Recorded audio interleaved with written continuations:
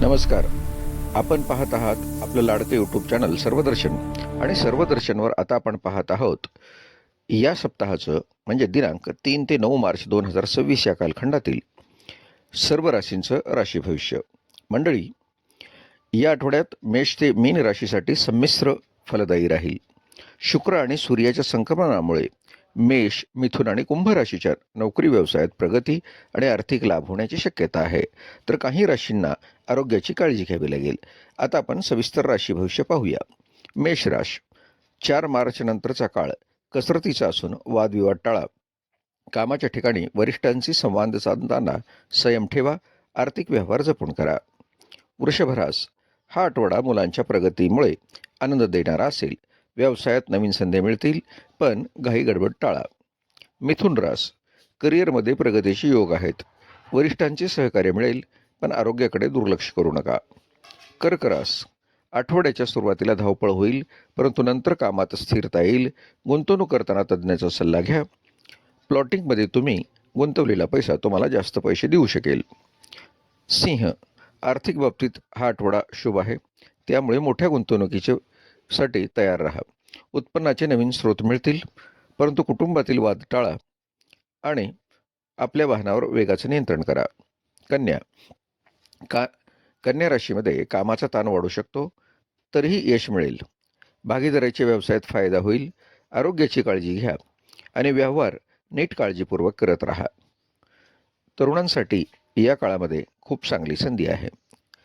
तूळ रास, खर्च वाढू शकतात, मात्र उत्पन्नही टिकून राहील. नोकरीत बदलीचे संकेत आहेत. कौटुंबिक वातावरण आनंदी राहील. या आठवड्यामध्ये तुम्हाला धावपळ करावी लागणार आहे, तरीही आरोग्याकडे दुर्लक्ष करू नका. वृश्चिक रास, नवीन कामाची सुरुवात करण्यासाठी हा चांगला काळ आहे. मित्राचे सहकार्य मिळणार आहे.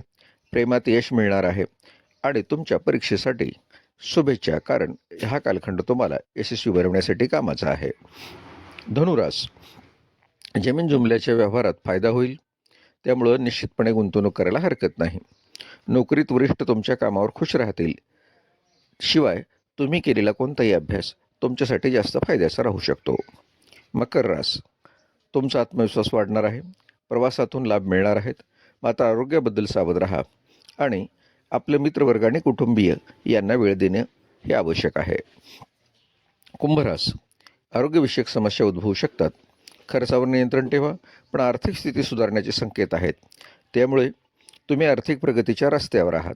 बस तुमची गुंतवणूक योग्य पद्धतीनं पुढे जाणं अपेक्षित आहे.